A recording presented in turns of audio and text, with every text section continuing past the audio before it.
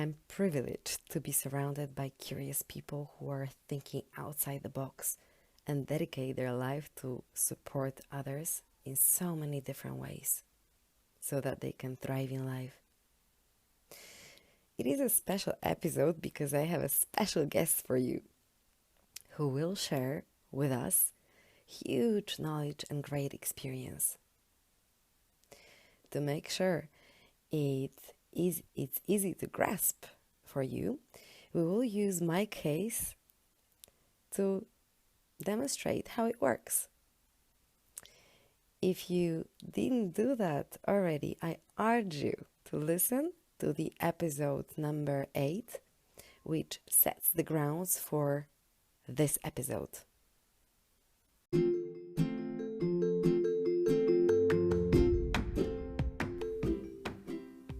Hi, for those of you who are here for the first time, my name is Zofia, and I like to call myself a creative coach.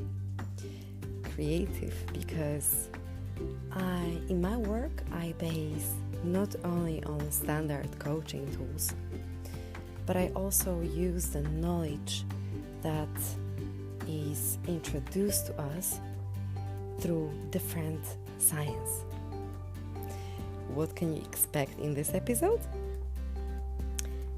In this episode, we will say what craniosacral therapy is and how it works.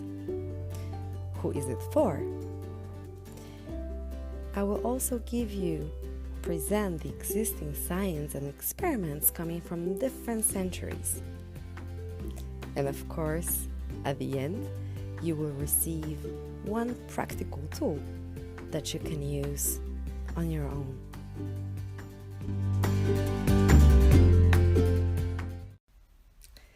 My today's guest is a person who's been my friend for many years, personally, and on this occasion, she turned into my therapist.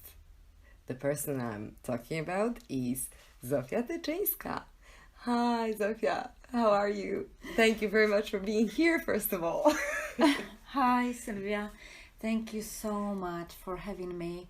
And it's a real privilege to be part of your wonderful journey and be here with you today to share it with others. So thank you so much for inviting me. Oh, thank you very much.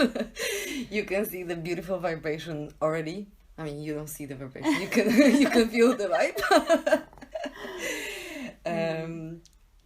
Zofia, where do we start? Maybe you can share with our listeners on what kind of therapy we're talking about to start with. Mm-hmm.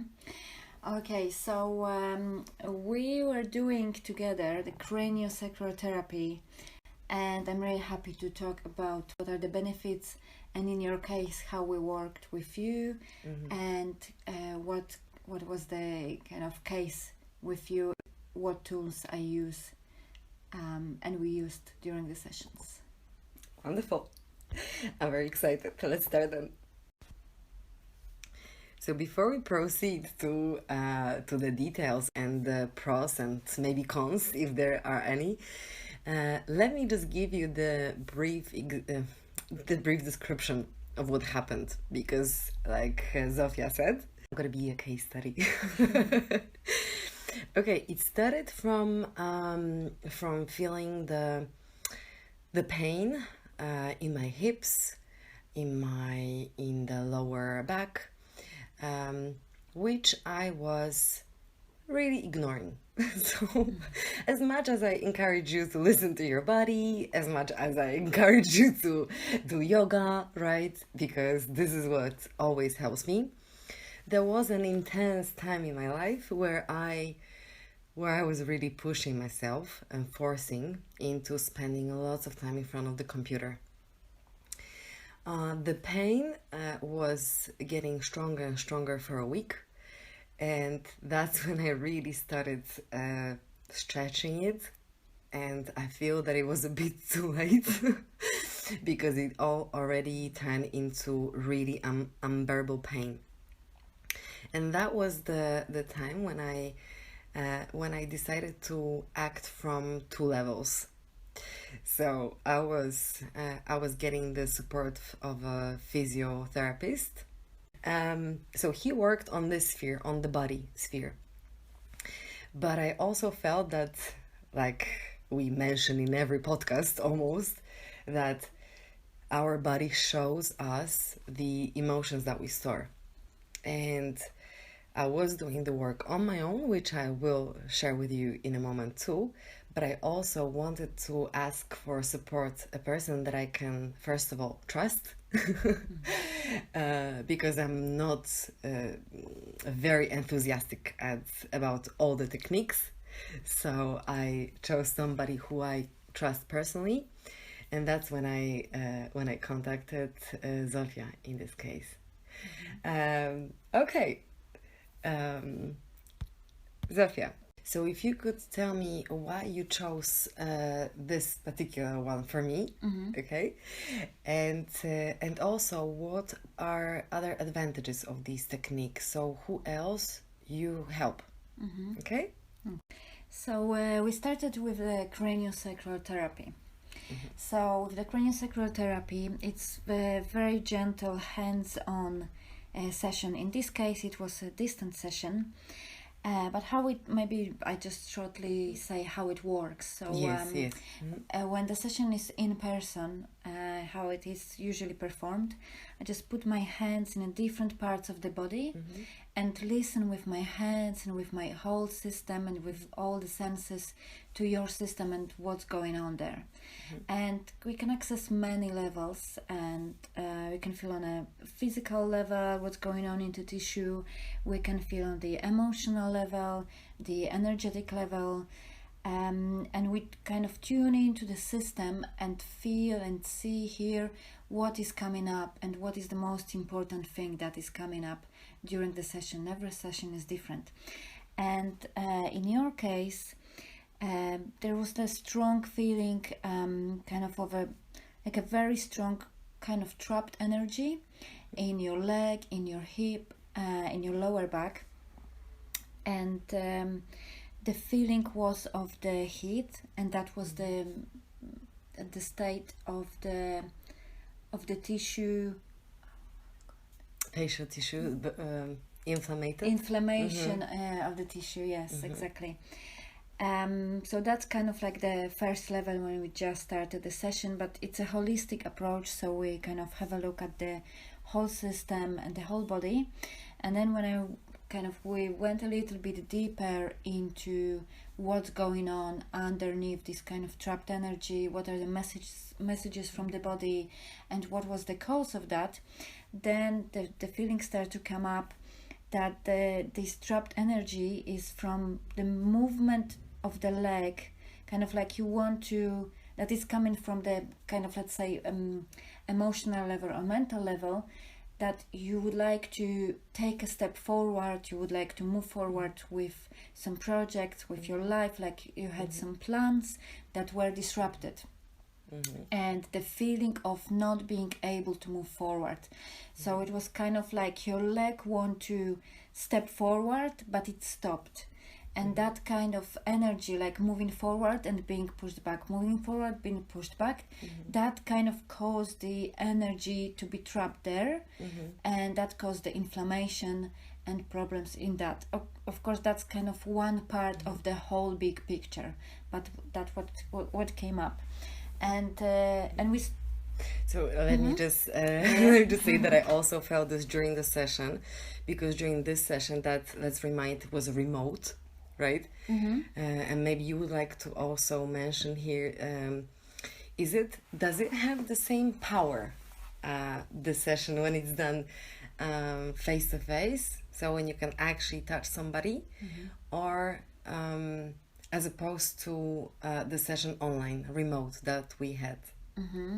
So in my experience, the remote session is as powerful as face-to-face session. Of course, there are some differences because there's no physical touch, no physical presence, which is always when it's in a physical presence, it kind of add up to the feeling of safety. So it's easier for the client to relax, to let go, because of the presence of the therapist, of gentle touch, reassuring, like hearing of the breath of the therapist or hearing the voice.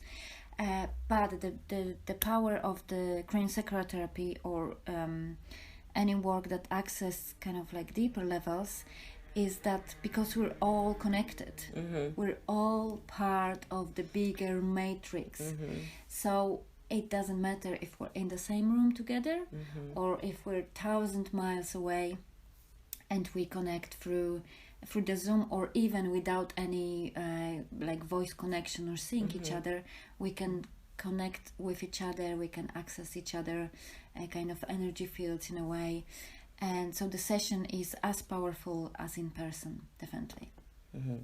Thank you very much for addressing this, because I think that many people will may be concerned, right? It is going to have the same impact, the same power. The statement that we're connected through the energy field and that we can impact each other and ourselves with the energy is a fact, supported by the science. The following experiments that I will talk you through briefly will show how different energy frequencies change the matter, including our system, our body.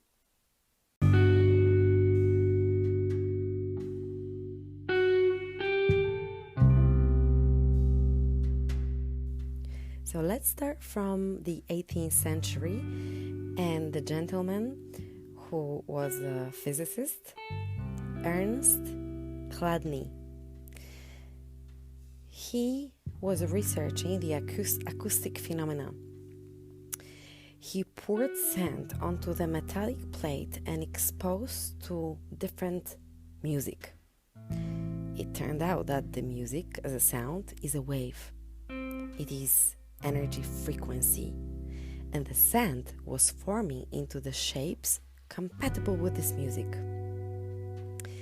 Thanks to this experiment and the given frequency, he achieved something that's called the divine geometry shapes. Let's move on to the 20th century and Masaru Emoto, the Japanese businessman, who in his book, that was, by the way, the New York bestseller, The Hidden Message in Water, he proved that human consciousness can affect the molecular structure of the water.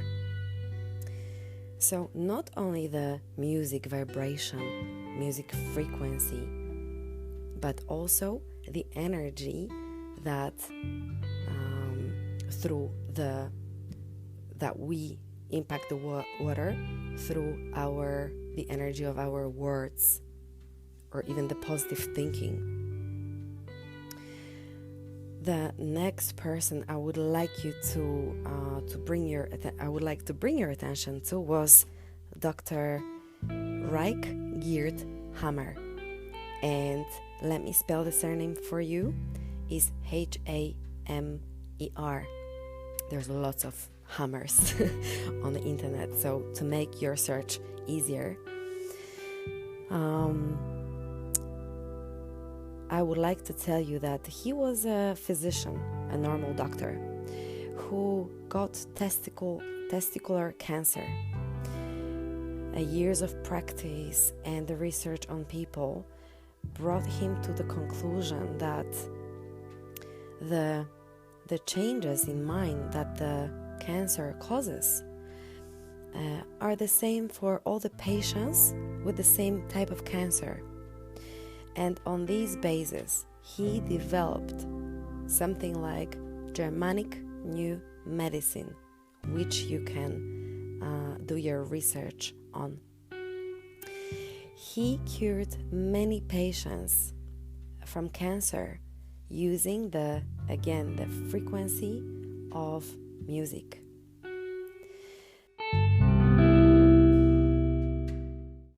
Okay, so coming back to the craniosacral therapy, I asked Zofia to correct me if I mispronounce it. And my emotions, my experience, how I felt this. Exactly. Zofia was really right with her sensation, with her conclusions, which she shared with me after I shared what I wanted to first, right? Exactly. This was a period of time when I was, my plans were sort of changed. I was forced to change some plans, and I was sort of trying to find a different way of moving forward. Evidently, I didn't even realize, and this is the funniest bit, right? That we not always realize the burden, the emotional burden that we carry, even though we know many tools, many techniques, right? What used to work for me when I started feeling the pain was yoga. That was enough, right? But this time, like I said before, I didn't listen to my body, letting me know that there is something to release. That's why the pain turned into really strong one. And if I can add, that actually that was the part of the process as well, that you kind of didn't remember to use those tools, to kind of stop and re-listen to your body, because then during the session, during the process, and we were talking a lot during the session as well, at the same time as I was tuning in and seeing how it is reflected, whatever we talked about in the subject we touched on, how it affects the whole system. And what was the kind of conclusion of the session, when everything started to release, like this energy, trapped energy started to release from your system, that your body kind of like, you allowed yourself to stop. You allowed yourself first to slow down, because it was like really quick movement going on there, like trying to get somewhere and not being able to do it. And so the process was kind of like, okay, can I allow myself to slow down? I don't need to get anywhere. I don't need to be anywhere. I don't need to achieve anything at the moment. Like, can I be able to slow down? And then with slowing down, am I able to stop and have a look at where I am now, what's going on, kind of have a bigger picture and review of maybe where I wanted to go. It's not at the moment. If it's not possible, can I accept that it's not possible, and can I accept and be in a present moment with what is available now, and how can I move forward from here? Because it was kind of like a repetition in the body, trying to get somewhere, but at the moment, needed to let go of that point of view, of that goal, of that way of thinking, just to review what is the situation at the moment, and maybe change direction, or even keep the same direction but with kind of the revision and having the bigger picture of what's going on at the moment, and acknowledging that, and acknowledging the process that you were going through, rather than, okay, never mind, let's keep going. That was the kind of main feeling at the beginning of the session. Yes, exactly. What we talk about often here is the present moment, is being mindful, right? However, sometimes we tend to put too much pressure on ourselves. So this evidently showed me also outside of our session, the reflection. Well, the reflection came from all the sources, really. It came from the sessions, it came from outside, that yes, the answer, the solution is being more gentle with yourself. And in my case, the crime that I was committing on myself was giving myself deadlines that were really challenging to face. So what I was doing, I was putting myself under the pressure, right? not depression, the pressure. Yeah. However, if we do not resolve the conflicts, it may, things like this may turn into depression, yes. But anyway, Zofia, who else?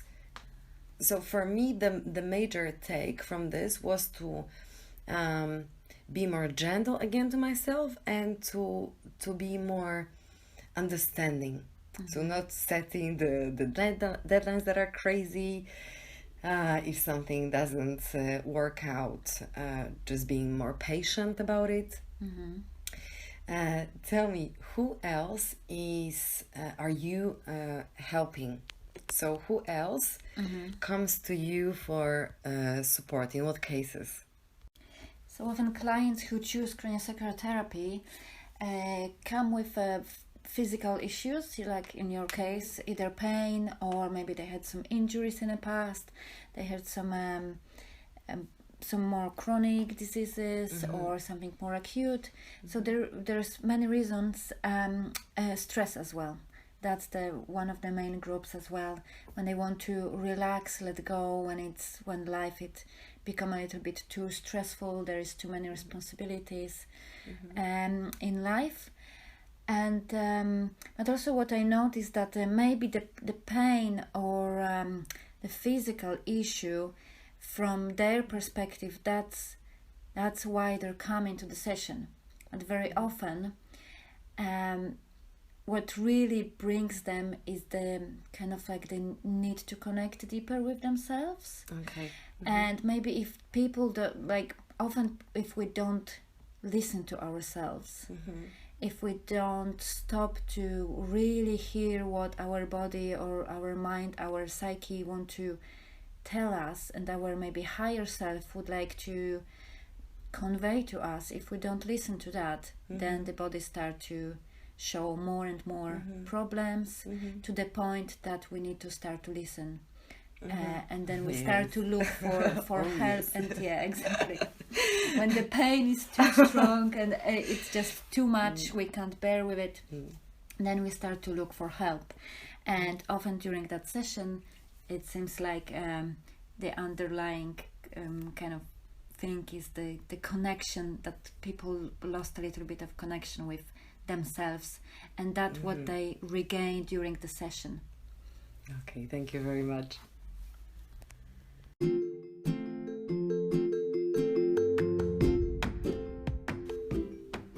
Note. So, what is craniosacral therapy? So, craniosacral therapists, with their hands, they listen to the life force that is sustaining the life and sustaining the health in us, and it's expressed in the body in so-called craniosacral rhythm, and we're listening to any disturbances in this rhythm to address it.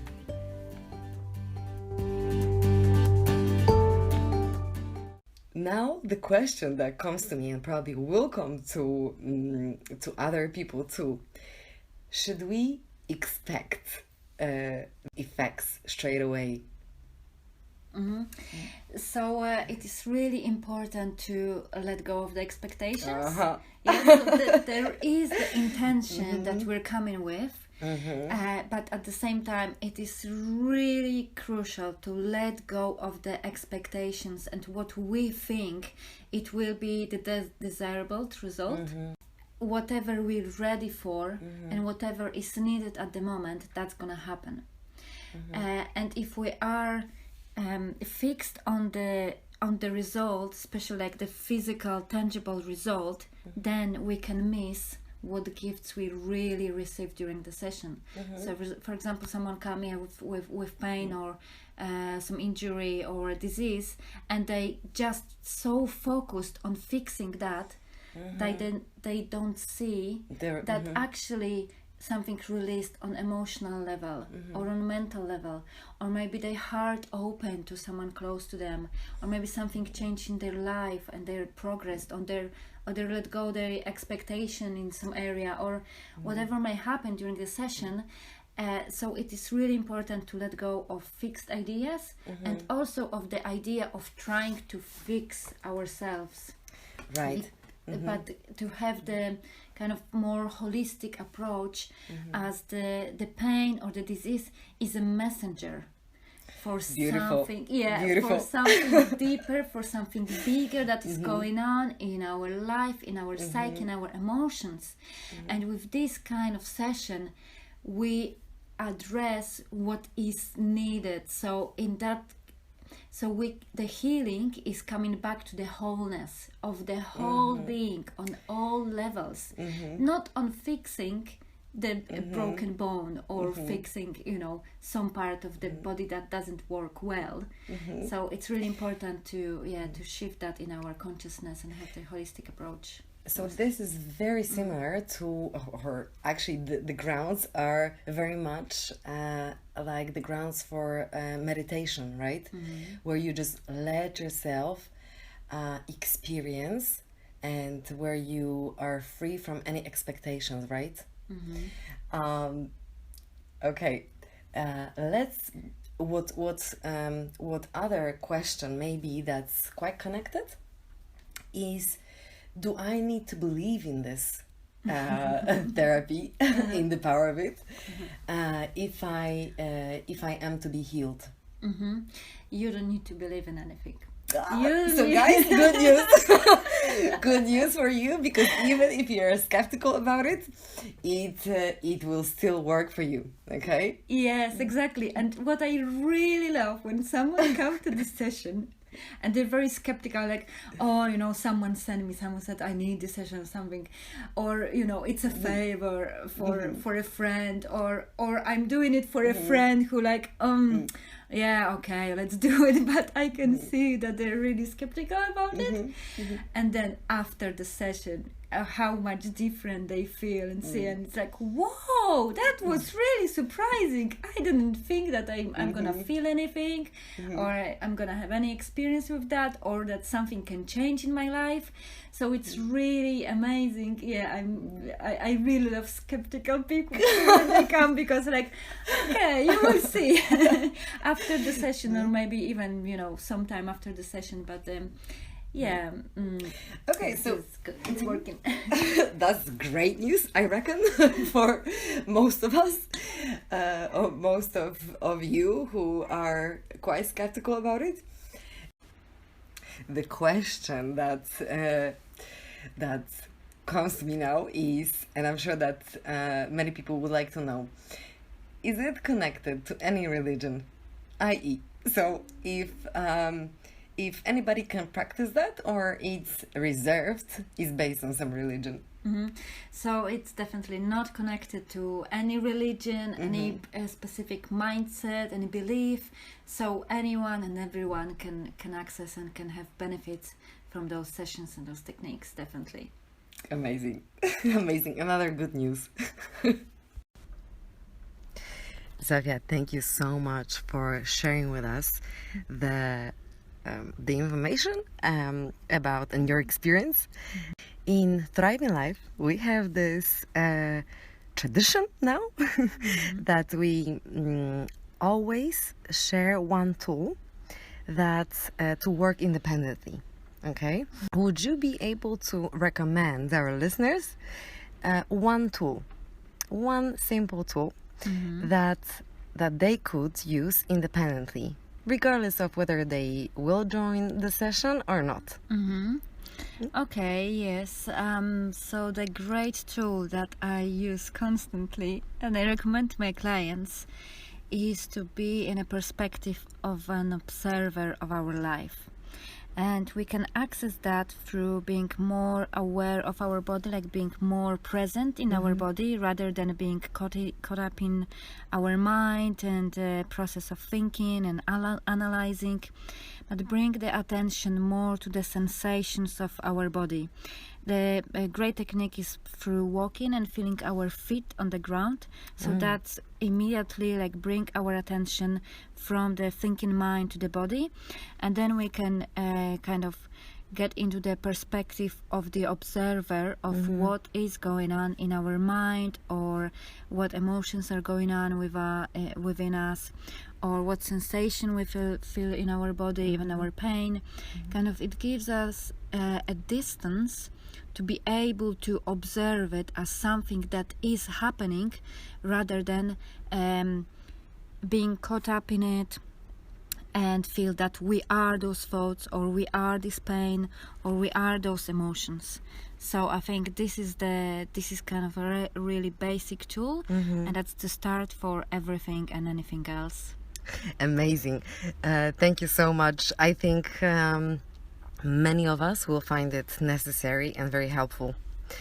I cannot stop myself, from commenting on this, because what I find, and I'm curious if you agree with me, the common denominator of many techniques. Of course, we're talking about self-development, self-healing, self-mastery. The element of observation seems to be inevitable. It's present in many techniques because, like you said, in observing the body, it lets us realize that we are not the thoughts, right, that we have. So any emotional state that we experience right now is just temporary, right? So observation lets you distance from the emotions, the thoughts that you carry. Would you agree? Yes, definitely. I think it's very important to start from there, and not to being too caught, or not to create our personality or our self-worth based on what is happening in our mind, or in our body, in our emotions, in our life. Just observe it as this is something what's happening, but it doesn't define us as who we really are. Did you hear it? It's good news. No matter what you are going through right now, please do it for yourself. Don't ignore the pain, the discomfort. Listen to your body, observe your body, observe your thoughts. And bear in mind that whichever technique you are going to choose, it's absolutely fine. So listen to your intuition. There is one technique can work for one person and will not work for another person, right? So here with Zofia, we are both encouraging you to use your intuition when it comes to picking the techniques that you're using, right? Yeah, exactly. And that's when it's important to be present in our body, not being in the analytical mind, but really feel what is the information from our body. When we hear about those techniques, for example, what do we feel in our body? Does it feel like there is something exciting in it, or our body can relax with it, or there's some curiosity, or maybe goosebumps? So that might be the message from our body, like, oh, this is something interesting, or something that I can actually engage with. And if we feel the strong resistance or fear, that's the message as well. Maybe not about the tool itself or the technique, but there is something in us that doesn't feel comfortable with it. And why is that?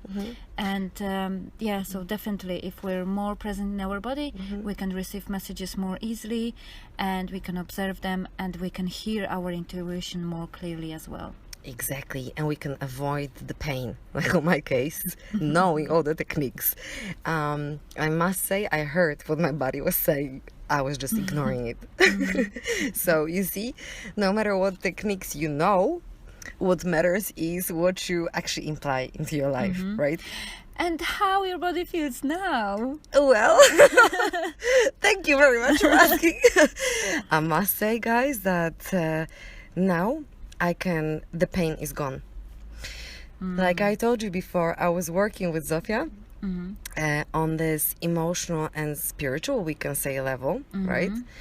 And I was also using the supports of when it comes to my physics, which was the support of a physiotherapist who was also working on this facial tissue. Zofia, thank you very, very much for being guest on my podcast. the first guest. Oh, thank you so much. I feel so honored that I can be here with you and be part of this wonderful journey. And thank you so much. It was pure pleasure. Thank you. And if you are interested in the techniques that Zofia is using, please pop into her website. And if you will not find the answer that you're after, just drop Zofia an email. Okay, get in touch with her. Exactly. And the details, like I said, you will find in the description of this episode.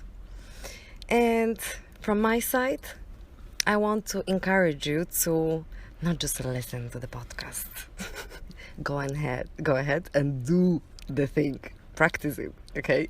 Yes. Use the tools that we recommend, because that's when the miracles happen, from doing, from acting. And if you like this podcast, if this energy that you find here resonates with you, share it with your friends, with your family, so they can also thrive in life. Thank you very much for your attention. And Zofia, again, it was a huge honor and pleasure to have you here. Oh, thank you so much. It was the same for me. Thank you, everyone. Bye. Bye-bye.